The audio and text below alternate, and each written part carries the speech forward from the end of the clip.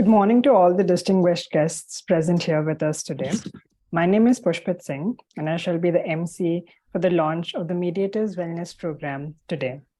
Mediators, like other professionals in high-stress jobs, can face a range of mental health problems. Some common issues include burnout, stress, anxiety, depression, and trauma. These can result from the high stakes and emotions involved in mediating conflicts, as well as from the repetitive and demanding nature of their work. Due to this, it becomes imperative for mediators to prioritize self-care and seek support from trusted colleagues and mental health professionals to address and prevent these issues. In the current status quo, we observe discourse and dialogue on the importance of mental health of various professionals like doctors, engineers, and so on. However, there is little to no discourse and dialogue on the importance of mental health for mediators. A quick Google search would show campaigns, techniques, and methods on how to deal with mental health of parties, but there is little to no concrete academic, statistical, or factual information available on the mental health of mediators. This shows us how there is obscure mental health awareness for one of the most important professionals in the legal field, that is, mediators. Considering that mental health awareness for mediators is the need of the hour, Mediators Wellness Program was conceived by Ms. Iram Majid, Director at IIM, Executive Director at APCAM, and Honorary Director at Lloyd Law College, India. This program is supported by an advisory committee comprising of distinguished individuals such as Mr. Justice Madan Lokur, former judge at Supreme Court of India, Professor James Coben, Professor and Senior Fellow at Mitchell Hamlin's Dispute Resolution Institute, USA, Mr. Jeff Sharp, International Mediator at New Zealand and Singapore, and Mr. Anil Xavier, President at IIM and Chairman at APCAM. For the launch of the Mediators Wellness Program today, we are joined by our esteemed chief guest, Honorable Justice Manmohan, who is currently a sitting judge at the Honorable High Court of Delhi, and our esteemed guest of honor, Dr. Sanjay Chugh, who is a leading psychiatrist in India.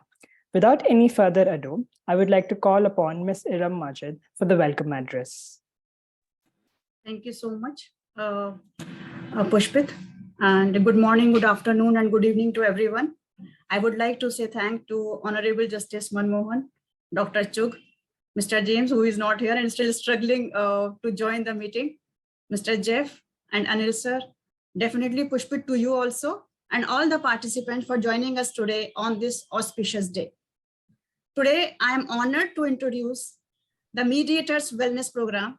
Our focus today will be on promoting and advocating for mental health for mediators. After COVID-19 pandemic, we have been discussing mental health issue general everywhere.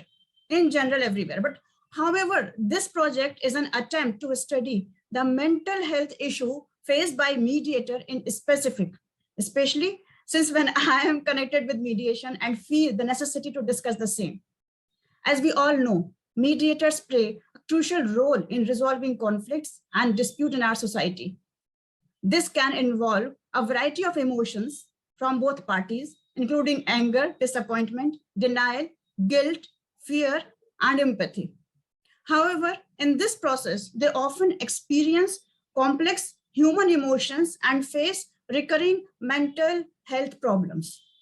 Therefore, I decided to create the first ever program on mediators' wellness, Project MeWell.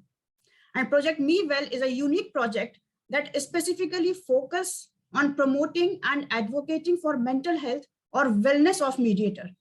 It aims to create a safe and secure space and environment wherein the mental health of mediator is acknowledged, healed, and protected. It aims to protect the protector. The main concept of MeWell project is to provide the support to the mediators and enable them to obtain the same level of respect as other professionals. Project MeWell aims to include guidance, tips, and method on how to cope with the feelings of anxiety, stress, depression, and other similar feelings. And additionally, the Project MeWell aim to create an inclusive and diverse mental health guide for the mediators to ensure adequate coverage and protection is given to the mental health of mediator globally. See, we mediator can suffer from emotional exhaustion, compassion fatigue, and feel overextended, face role conflict, and transference and counter-transference, face projection issues, etc. And this is because in mediation, what we do during the proceedings, a mediator experience daily, which can trigger and make us relive our traumatic experiences while while dealing with mediation with the parties. And research reveals that individuals who do people work like mediators are susceptible to burnout and compassion fatigue, and that is very likely to affect us as a mediator.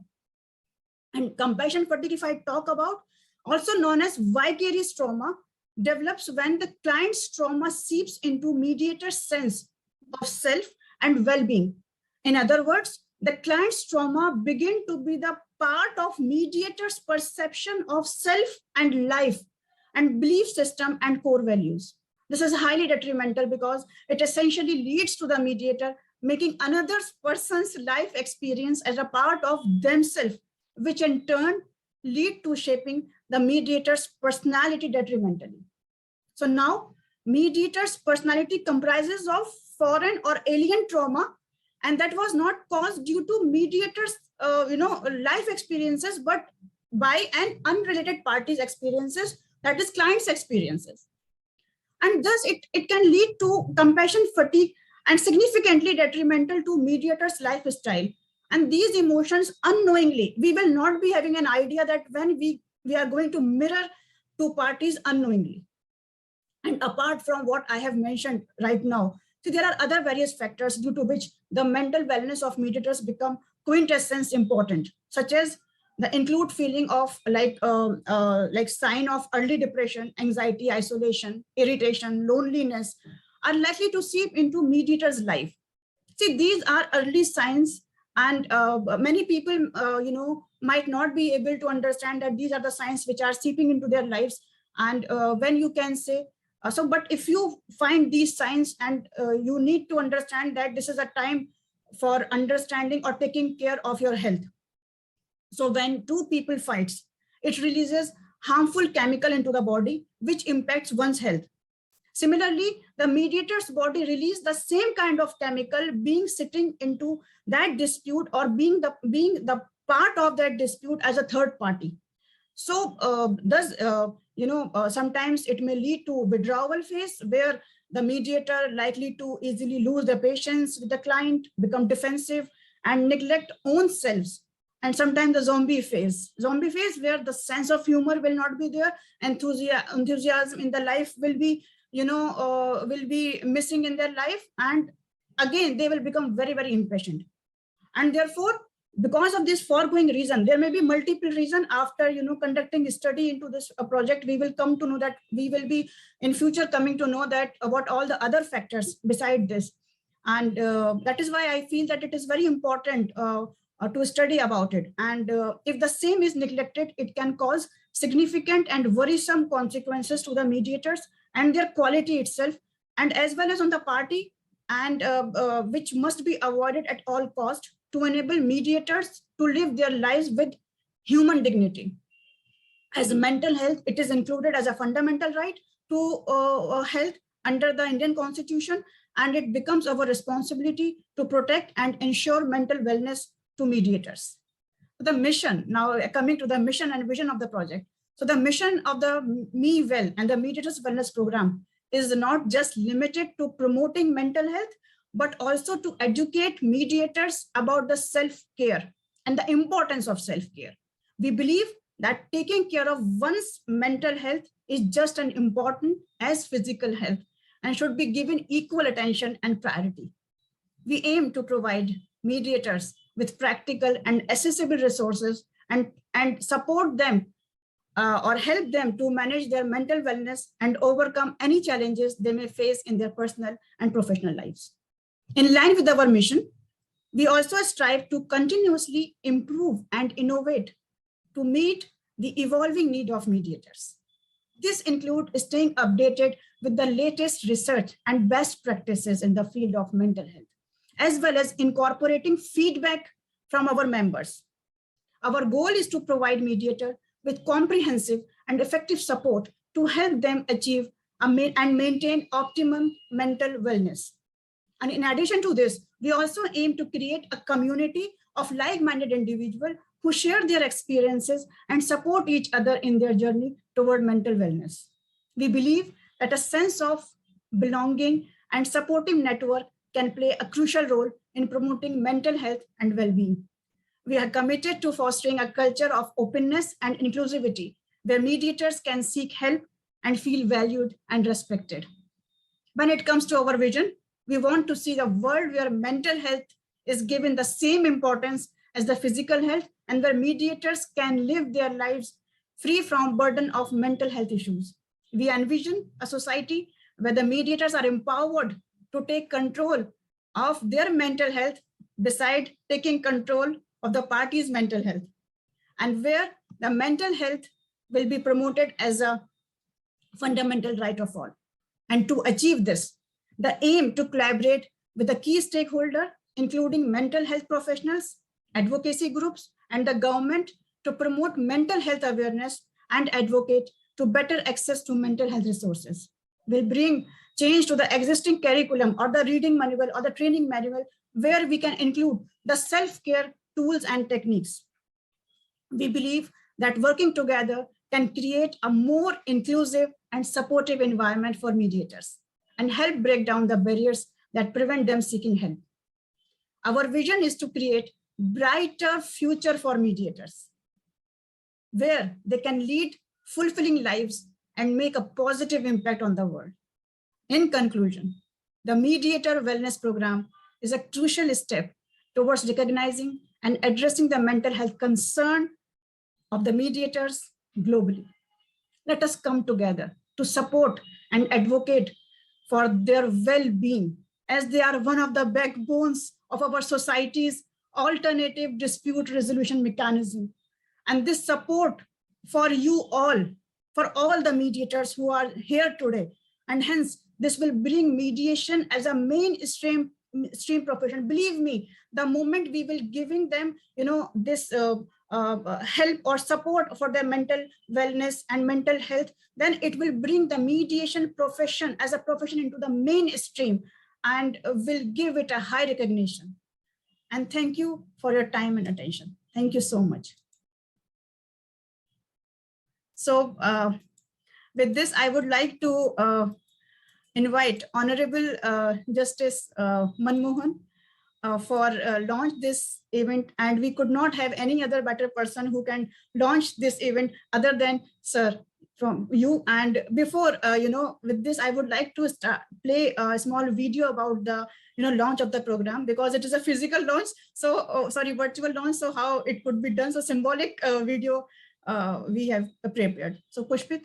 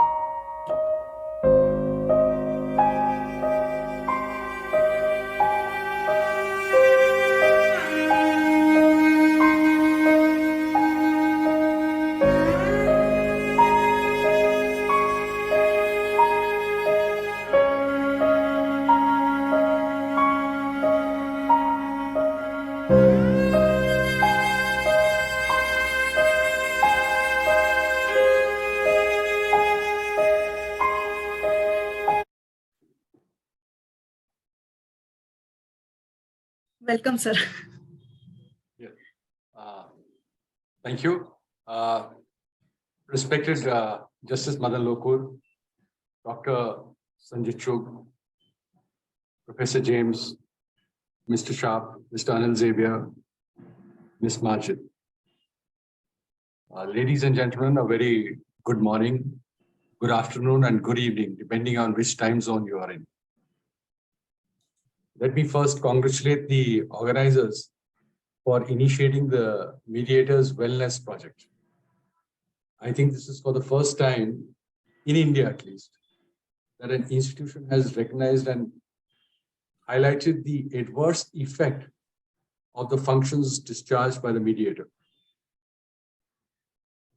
Glad that a program has been designed to make the mediators aware of this problem and to suggest techniques by which such a problem can be avoided,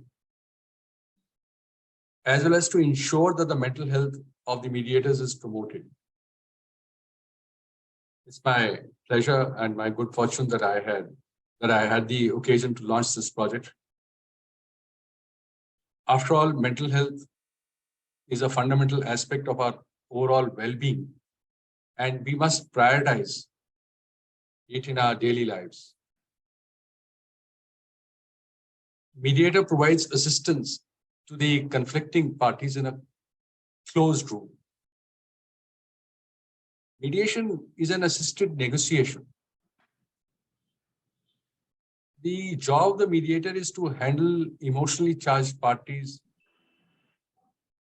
actively listen to those parties, understand their different perspectives, handle them effectively, and has to move them from their positions to interest, from their past to the future. As you know, the parties are always overloaded with negativity. They try to leave their problems at the doorstep of the mediator. Since the mediators primarily deal with clients who are not well versed in law, the parties tend to react to each and every situation, and at times even attack the mediator as if he's an interested party. Mediator has become like a punching bag in the game of boxing. Mediation is today, I think, a very demanding and a very stressful job, as it were. It is not easy to stay sane in the midst of conflict. In the moments of stress during negotiation between conflicting parties, whether it is a marital spat or a civil dispute or a child custody matter, the mediator has to maintain his balance. That's very difficult at times. In general, as Ms. Majid said, that mediators experience different wavelengths of emotion, which can include depression, anxiety, stress, or other similar emotions. And mediation proceedings involve complex human emotions and can trigger or make mediators relive very traumatic experiences. For example, a young couple in a marital discord may decide to part ways. However, this decision should not affect the mediators. After all, it's the decision of the parties. Similarly, decision of one of the parties to continue in a relationship despite admission of one of the parties that it was in an adulterous relationship is the decision of the parties. Mediators should not get into the zone of right and wrong and should not get adversely affected.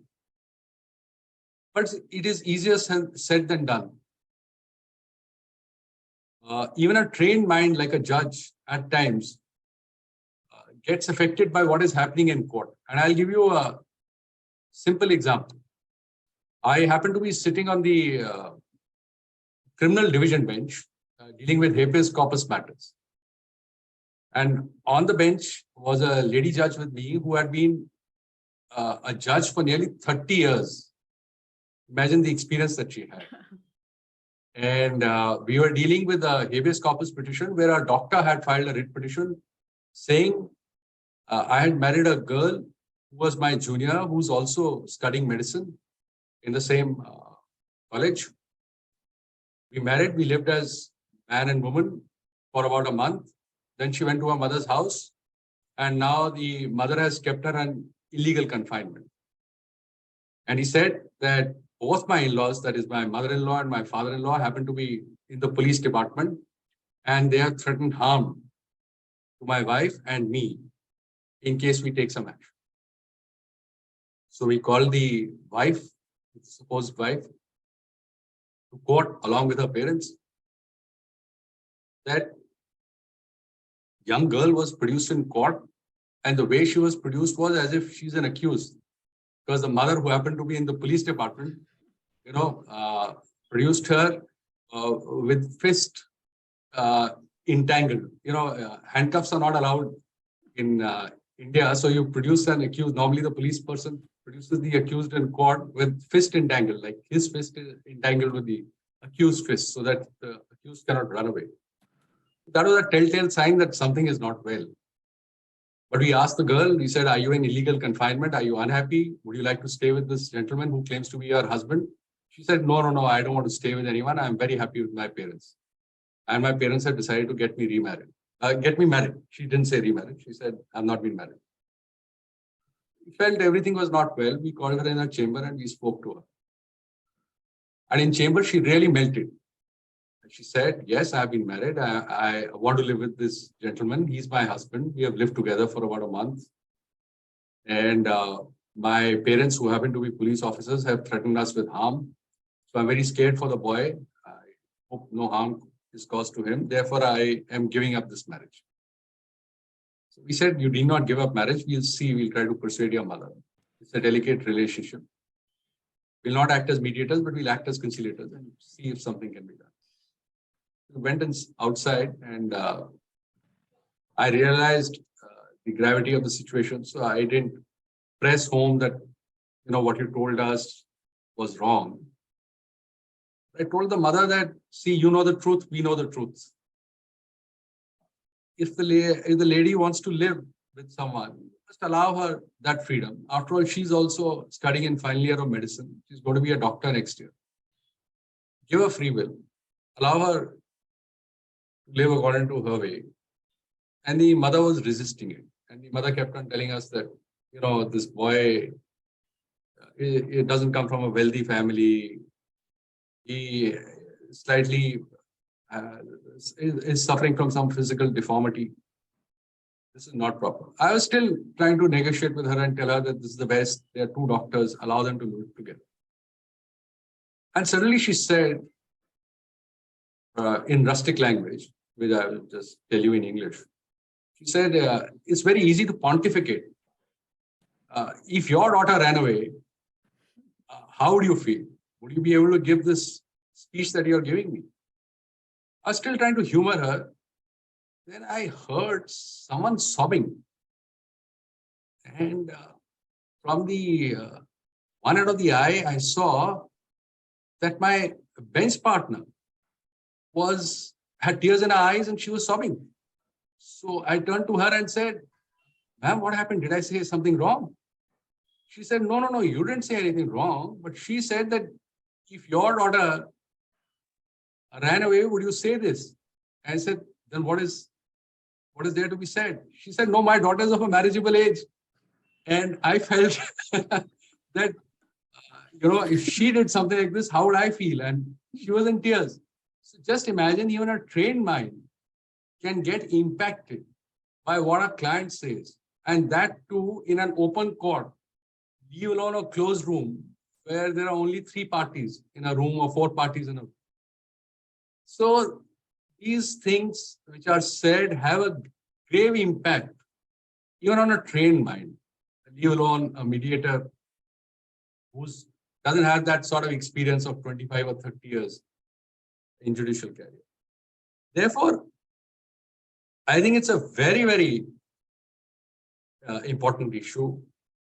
And I believe the mediator has to keep himself or herself totally detached, unaffected by the outcome of the mediation. And he has to only ensure that the process is conducted fairly. But it's easier said than done, as I said. So what is the way forward? I'm sure the experts will give their way forward. But my view is that you have to train the mediators to ensure that they adopt certain techniques. Like what comes to my mind is like the mediators should feel as if they are sitting in a balcony. They must learn to watch how things proceed from this balcony. And more effective one will be able to deal with conflicting parties, the more he'll be able to guide the parties, control and manage that conflict, and then help them resolve it. It is challenging, but it is possible. They say only a happy soul can spread happiness. So you have to look after yourself while acting as a mediator. If you are happy, you'll be able to control the proceedings, you'll be able to spread happiness. And my suggestion would be that in a place like India, you have to organize awareness drives. You have to make people aware that this is an issue so that they can pick up early signs of mental fatigue of this problem. Unfortunately, in countries like India, there is a taboo attached with an admission that you are suffering from mental health issues. So that also needs to be brought down. This barrier needs to be brought down. And the other thing is we must organize mental health sessions with psychologists. I'm glad that we have a doctor on this panel who will guide us through this. And in conclusion, I would only like to say that mental health is a critical aspect of our well-being and is particularly important for mediators. By taking care of our own self, we ensure that we continue to play a vital role in resolving conflicts and promoting peace. And I'm very grateful to Ms. Majid for giving me this opportunity of participating in this program. Thank you very much. Our honor, sir. Thank you for your enlightening words, sir. We deeply appreciate your invaluable support and are honored to have you bless this important initiative today. Now, I would like to invite our guest of honor, Dr. Sanjay Chugh, to share his insights on the importance of mental health.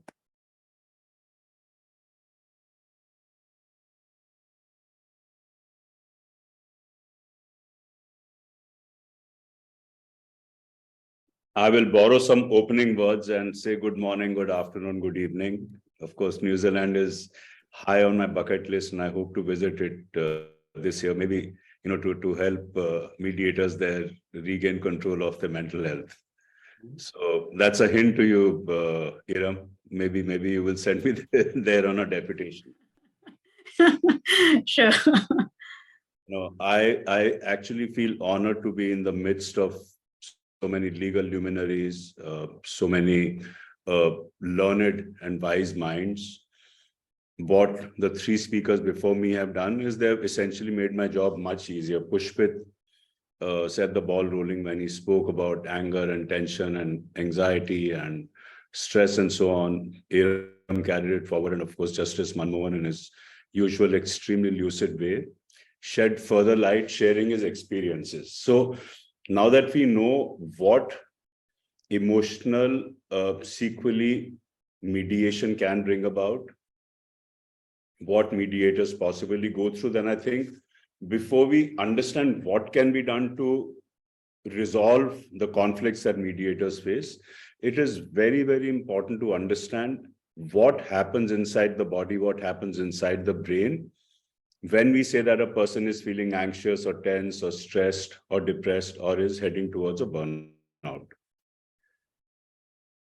The understanding of how the human brain and the human mind work, it has changed radically, I would say, in the last decade or so. So I'm a great fan for giving very simplistic examples. So let's start with one example. This is my hand. It's currently in a middle position, let's say.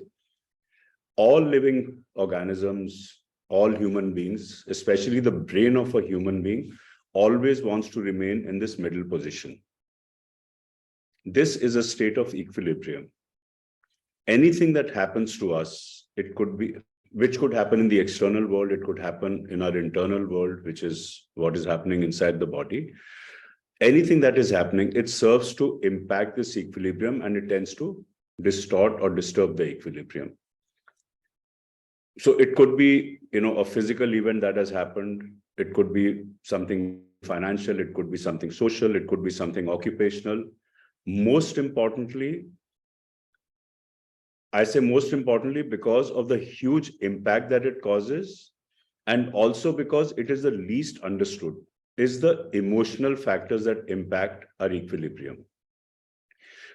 So the emotional factors that impact the equilibrium are not easy to comprehend. And similarly, if we talk about stress and burnout, there are a lot of physical manifestations in the form of illnesses. There could be social manifestations. There could be occupational manifestations. But the most important, because they are very, very difficult to pinpoint or to comprehend, are the emotional consequences. So now let's look at what happens to this equilibrium when anything happens. Now, it's very relevant to point out that what happens is not the stress. The event which takes place is the stressor. It is how the being, how the organism, how the person reacts to that stressor is what is actually stress. So two people might respond to the same situation in different ways. So their handling of that situation is what is called stress. Now, what happens inside the brain? Something happens, a mediator is facing a lot of conflict, and that is serving to disturb or distort the equilibrium. Now, in most human beings, what will happen is the equilibrium is distorted, and then it's almost as if there is an invisible chain or a very, very strong rubber band at the back of my hand, which is attached to some structure here. So the moment I come here, that will get me back here. The next time something happens, the equilibrium is disturbed, I come back here, third time, fourth time, fifth time. Now, this ability to bounce back in English and in psychiatric lingo is what is called resilience. Resilience as a word means the ability to bounce back. However, what happens is that, let's say a person, the individual faces a huge impact from either a single event, or there are a series of stressors which are creating or causing this impact. So what happens is that this combined, or this individual stressor impact, it causes the equilibrium to come here, and it overwhelms the resilience. What do we mean when we say the resilience is overwhelmed? It means that we are unable to come back to the midline position. So you start staying here. Why would this happen? Either the impact of that single thing is huge, or the combined impact of all these stresses is huge, and it overwhelms the strength in this spring, or the strength in this rubber rope. So if that is overwhelmed, it does not have the requisite resilience to pull you back.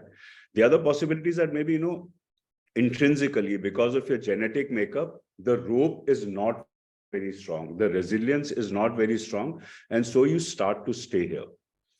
This state, let's say, if we talk in geometric terms, this is a state which is roughly 30 to 60 degrees away from the perpendicular.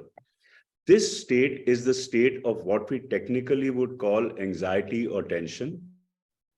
You stay in this state long enough, then these terms start getting used interchangeably. You could call it stress, you could call it tension, you could call it anxiety, you could call it apprehension. Eventually, when all these things are present, there is a lot of irritability which steps in. The irritability increases, anger starts to build up. So all of these are manifestations of this stage of the overwhelming of the resilience. Now the person is here for some time. I'll talk about the actual symptoms which the person would experience in a few minutes.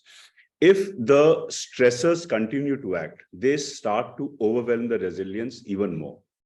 And once my equilibrium comes here, this is the state which is called a state of depression, and it stays here for some time, and the person has experienced a complete burnout. So this, I'll just repeat this. So this state here is a state of anxiety or tension. Loosely, people call it stress. When it persists, we have depression and burnout. Now, what are the symptoms that any mediator would be experiencing when he or she is in this level? Some symptoms are common to the state of anxiety and depression. Basically, it's a feeling of not being okay, a feeling of being on edge, a feeling of restlessness. You know, if your heart is vulnerable, your blood pressure might start to go up. You might experience palpitations. If your lungs are vulnerable, you might start having asthmatic attacks. If your gut is vulnerable, which is a very, very commonly seen occurrence, there are problems with appetite. There are problems with digestion. Your bowel movement starts to get affected. Your sleep definitely gets impacted. One of the cardinal manifestations of this state is that you lie down in bed for 2 hours, 3 hours, 4 hours, you cannot sleep. You're just tossing and turning in your bed. To deal with these things, you know, most people do not know what is happening, which is what I said right in the beginning. So most people feel that, you know, okay, let me take a drink. If you don't drink, you start drinking. If you drink, you start drinking more. You start, taking recourse to sleeping pills. There are some friends around who say, you know, I take this drug, I take cannabis. You also take it, it'll calm you down. So there are a whole lot of secondary problems that would start in this phase. And then when this persists, when the depression comes, what are the cardinal features that would help a psychiatrist to make a diagnosis of depression? What are the things that the mediator would be experiencing in this state? Typically low mood, a lot of weepiness, crying spells, something which we technically call anhedonia. Anhedonia means a lack of interest or a lack of pleasure in activities which were otherwise interesting and pleasurable. These 3 or 4 words that I've used, these are the cardinal symptoms of depression. In addition to this, there are problems with sleep, there are problems with appetite, there are problems with concentration. You don't look forward to doing anything. So let's say you are involved in mediating a conflict, you cannot concentrate on what both parties are saying. Now that's, you know, each of these things sets up a vicious circle in turn. Your initial problem caused you to not be able to concentrate, to focus, you start losing interest, you become aware of that, and so your anxiety and depression start to increase. These lead to feelings of guilt. You start looking at the future and you say, you know, my present is so rotten, I'm sure nothing good is ever going to happen in the future. My future is not going to be better than what my present is. This is what we call feelings of hopelessness. You start comparing yourself with people around you. You start feeling inferior in the process. These are what we call feelings of worthlessness. You put in a lot of effort initially because you're frightened. You're really scared. You know, you do not know what is happening. You put in effort, or you try to put in a lot of effort to overcome what is happening. You feel that you're not able to come out of this rut that you find yourselves in. This is what is called feelings of helplessness. This triad of hopelessness, helplessness, and worthlessness is a very, very scary triad for a psychiatrist, because what it means is that the brain is now soon going to reach a stage where it starts to think, what kind of life am I leading? You know, this kind of life is not worth leading. And this is what gives rise to suicidal ideation. And we see all around us in our social circle, in a professional circle, you read in the papers, you see on the media, people are, attempting suicide. People die by suicide. This is the emotional cascade which led to that stage. So broadly speaking, of course, like Justice Manmohan was speaking, if you had told him, sir, you can talk for 24 hours, he would have given us enough and more information in 24 hours. Similarly, I've been doing this work for the last 40 odd years. You ask me to speak for 24 hours, I can do it. But we have to, for the sake of everyone's sanity, including my own, we have to condense it. When I first spoke with Iram, I had thought that this is what I would do. I would give an introduction to what is happening inside the brain, which leads to all these different manifestations, what the possible symptoms are. And basically, management is a very, very complex task. All management of all these emotional stages involves building your resilience. You accept the fact that, I'm a mediator, I have to handle conflict. If I don't want to handle conflict, I might as well retire and go to the Himalayas or something. If I have to handle conflict, what can I do to build my resilience? So basic things like focusing on your lifestyle, sleeping on time, waking up on time, eating good, having a good balanced diet, good nutrition, drinking in moderation if you're drinking, smoking in moderation if you're smoking, not taking chemicals, because all of them are impacting your resilience. I mean, these are guidelines which are advocated for everything. But for me, these are important. If these things do not start to help you, then things like doing meditation, doing relaxation exercises, you get enough and more good quality videos online. You can go on YouTube, you can write music for relaxation, you will get probably 1 million hits. You want guided relaxation, you'll probably get 100,000 hits on YouTube. Those are things which we should make an integral part of our daily living. We try and do this meditation, relaxation, yoga, aerobic exercise is extremely important. When you do aerobic exercise, there are actual chemicals released inside the brain, which are anti-anxiety, antidepressant chemicals. These are the same chemicals which my medicines act on. So these are the or let's say these are the modalities where you do not need a mental health professional like me. If it does not work, then, I mean, which means if you've gone past a certain stage, then consulting a psychiatrist is not the worst thing that you can do. It's probably going to be a game changer or a life changer for you. Not all people who come to me need medication. They need some good commonsensical advice, hopefully something like what I'm saying right now. I would advise psychotherapy, or what a layperson would call counseling, to, I would say, about 80% people who would consult with me in my clinic. And of course, there are always some people who will benefit with medicine. So you tell them what the benefits are. People, for some reason, are very averse to taking medicines prescribed by someone like me. Every GP's prescription, every neurologist, every cardiologist, every gastroenterologist, if you see their prescriptions, it is a given that 80 to 85% prescriptions will contain some medicines which are actually medicines which we call psychotropics, medicines which are directly affecting the functioning of the brain and the mind. But I mean, we have learned to accept it. It does not care where the medicine comes from, whether it's my prescription or a colleague's prescription. But the fact is, these are the broad pillars on which resilience building is based. And Iram, I would be very, very happy to be associated with this. And, you know, there is much more to be spoken about. So whenever you have the next interaction, I would be honored to be there. Thank you so much for having me here. Thank you so much, sir, for being the part of the team. Thank you so much, sir. Thank you. Thank you for your kind words, sir. Now, I would like to invite our advisory committee member, Professor James Coben, to share their kind words. Thank you very much. It's been an honor to hear from colleagues tonight about this idea. And from the very beginning, when I was first approached about possibly participating in this project, I was really intrigued by what a great idea it is, and that it really hasn't been launched anywhere else to my knowledge. My perspective, of course, as an academic is kind of from the interest of what have people been studying and what do we think is happening? And it turns out there's very little research that's been done thinking about this problem, what's going on for the mediators and mediators' wellness. We tend to do a good job, I think, in the industry worldwide, training mediators to be very thoughtful about what's going on with the parties in front of them.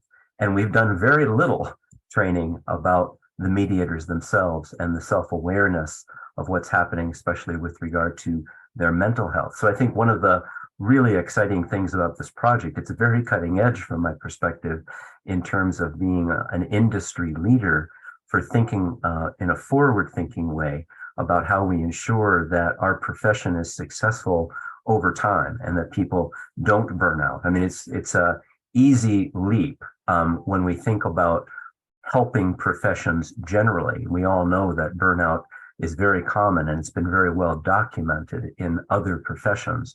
And I'm hopeful that this project can serve as a sort of a seed to have this kind of activity and focus on mediator mental health happen worldwide. And so I'm really glad to be part of the leadership that IIAM and the others leading this project have shown. So I'm very excited about where it might lead.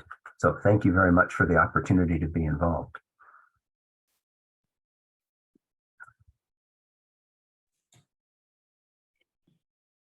Thank you for your words of support and encouragement, sir. Now, I would like to invite our next advisory committee member, Mr. Jeff Sharp.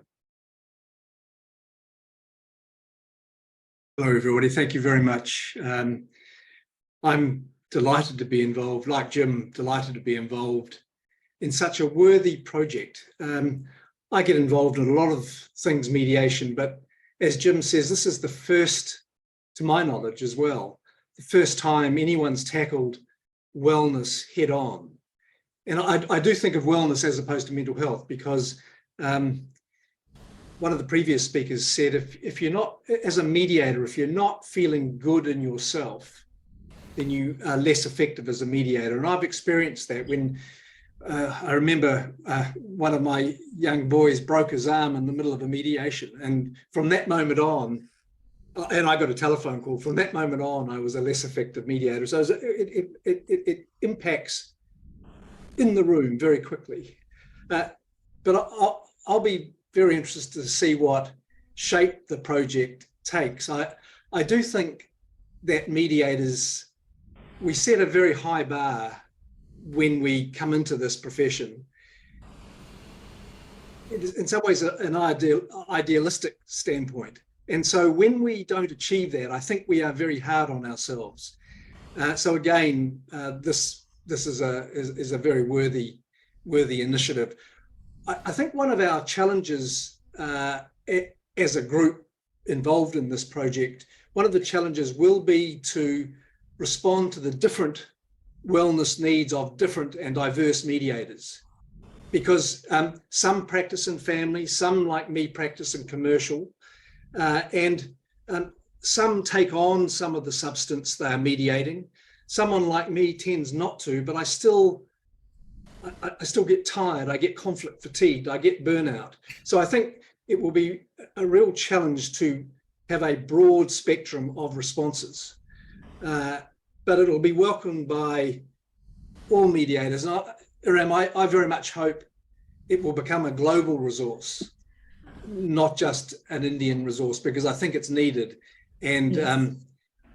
I'd even like, if I think about what it could become, to have a network of senior mediators who are MeWell counselors who can counsel, help, mentor mediators from any jurisdiction over Zoom or whatever. And like Dr. Sanjay, I've been to India 10, 15 times, but on my bucket list is to come again. So I'm very happy to be a mentor in Delhi anytime you want. But I think that could be a tremendous resource. And from my experience, burnout or conflict fatigue, and I like the word conflict fatigue, I think that sums up a lot of what I think goes on for a lot of mediators. But I think burnout or conflict fatigue is a constant risk for busy mediators. Mediators who get up on a Monday morning and mediate difficult cases, whether they're commercial, family, or something else, and then on Tuesday go on to the next case. These are the mediators who I think of at the coalface, who need support and need resilience. And I was really interested in that metaphor of the hand, Dr. Sanjay. That's really helpful. And I think just that explanation helps me as a mediator. So I'd encourage us to have resources like that, because just hearing you explain it, resonated a lot with me. So I think once we, do experience burnout or conflict fatigue, we lose our energy, and mediators have got to have energy. That's what the parties pay us for, our energy, our empathy, our compassion. And no matter what area we practice in, when we lose those things, we become less effective. We can still mediate, but the parties are the people we're trying to help are the first to pick up on a mediator who's lost some energy, or is what we say is just phoning it in. And the parties are the first to pick up on a mediator who's lost that spark. And, you know, as I say, we're at constant risk of that, especially when we're mediating 2, 3, 4 matters a week. So I'm delighted to be involved. I think it's a wonderful project. I do hope it spreads beyond India. You've got a lot to offer. So congratulations on getting MeWell off the ground. I'm delighted to be along for the ride, and greetings from down here in New Zealand. I'll hand over to Mr. Anil Xavier. Thank you for your words of support and encouragement, sir. Now I would like to invite our last advisory committee member, Mr. Anil Xavier. Thank you, Pushpit. First of all, let me congratulate IRAM for this wonderful launch on a great project which will ultimately help not only the profession of a mediator, but also the lives of mediators. See, mediators are supposed to be problem solvers and peacemakers. And it is said, blessed are the peacemakers, so that they'll be called the children of God. But what happens if the mediator loses his peace? See, a mediator can also become tired. He can also become exhausted. He can be emotionally withdrawn. See, Dr. Sanjay has told many instances which, when he said, I was recollecting with the direct profession of a mediator. Because, of course, this mental stress and lack of accumulating the mental strain can happen with any human service professional. But I think it's a little more for a mediator, because he's constantly involved in listening to the problems of others. And as many of you have said, it creates a package of emotions back into the mediator's mind when he completes the mediation. It is not only when he conducts the mediation, even after the completion of the mediation, that stockpiling of emotional baggage goes inside the mediator. I have seen many mediators going into the trap of addiction to drinks, as Dr. Sanjay said, lack of sleep, and getting highly irritant, getting angry, getting lonely from their family and friends. See, there are certain stress factors that is always attached to mediators. And like many of you have already said, many of the speakers have already said, I was just, when you were speaking, I was just thinking, is it just confined to mediators who are more emotional? See, there are also, because Justice Manmohan was mentioning to the lady judge who was emotional when that was heard. But I feel even when mediators are strong, we can say the so-called strong mediators who are not easily fall into emotional feelings. But I think even they are amenable to this mental health issues. Because what I feel is, one of the major tactics that the mediators normally use in mediation is something called the game theory. Game theory practically means that the mediator, or you do some action, or you take some choice of your own to influence the action or the choice of the others. So because mediators don't give advice, they don't give suggestions, they only navigate the parties or facilitate the parties to come to a particular direction. This is almost similar to like a game of chess, because you are anticipating certain moves. You want to take the parties together in a particular track that you want to take them. So there is always a mind game that is happening inside the mediator. And this manipulations, or you can say the anticipatory moves and the adjustments that you make in your mind, at the same time listening to the problems narrated by the parties, that creates a lot of stress inside you. And incidentally, when this comparison came, I was looking at whether the chess players are also having the same type of mental health issues. And the history of chess actually gives us a lot of examples of players falling into the trap of depression. Because a chess player is also playing the chess, anticipating the move of the others, and also making some moves which will make the other party to come into certain moves, or he will put them into a track where they will also follow certain moves by which the chess player is making. But in the case of a chess player, he's only playing against one player, but the mediator is playing against two players. There are two parties. And simultaneously, the mediator is making these changes in his mind, the anticipating the way in which one party reacts and the way in which other party reacts, and he's manipulating, or he's choosing his words, he's choosing his actions so that he could track the parties to a resolution. And many times these actions or these plan of actions fail. Your anticipated moves are backfired and you don't get the results that you expect. See, all these could be, as Jeff said, it could be the fatigue that the mediator feels after a mediation is over, especially when the mediation fails. So this is something of great importance, and I think one of the major attractions that I see in this project is that it creates an awareness to the mediators that it is quite possible, this profession is quite possible, and it's quite prone to a psychological imbalance if they take it more emotionally, or if they think that they are more involved, and if a failure is getting affected to them. And most importantly, any change in their behavioral pattern should be identified as an after effect of this profession. So this awareness, I think it's a great thing that this project can bring about. And I'm happy to associate with great leaders like Professor James Coben, who was there for a very long time, because I met James Coben when I entered into the profession in 2005. I was in the US and I met him. And of course, Jeff is also a very senior member in the mediators profession.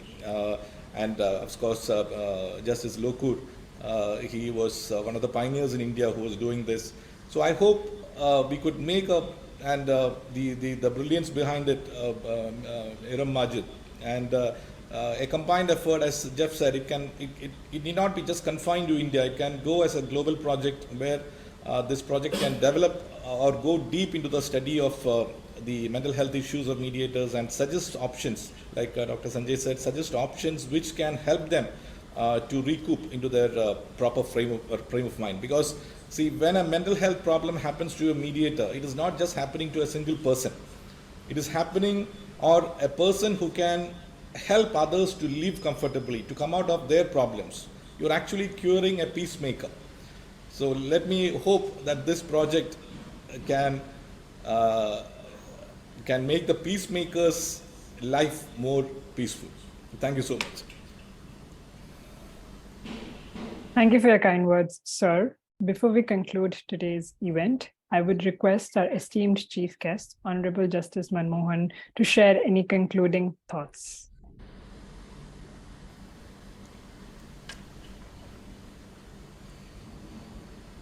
I'm very happy at the views expressed by all the participants. I think everyone is in agreement that this is a very important issue, and congratulations to Ms. Majid. She has flagged this issue, and I think with the awareness that will be created after this seminar, I'm sure people will take this issue seriously, and it will be much debated, and some solutions will definitely be found, which will be very helpful, as Ms. Majid said, to the protector who's supposed to protect others. So I'm very happy that this project has been launched, and thank you for involving me also in this project. Thank you, sir. With this, we have come to an end of the launch of the Mediators Wellness Program. I would like to extend a special thank you to our esteemed chief guest, Honorable Justice Manmohan, and our esteemed guest of honor, Dr. Sanjay Chugh, for gracing us with their presence and insights. Your support and encouragement means a great deal to us. I would also like to thank all the advisory committee members, Mr. Justice Madan Lokur, Professor James Coben, Mr. Jeff Sharp, and Mr. Anil Xavier, project founder Mr. Iram Majid, and all the individuals and organizations who have supported the Mediators Wellness Program in its conception and implementation. Finally, I would like to express my appreciation to every participant for their attention and participation in this event today. Your support and involvement in this cause is essential to its success, and we look forward to continuing this journey with you. Thank you for being with us today.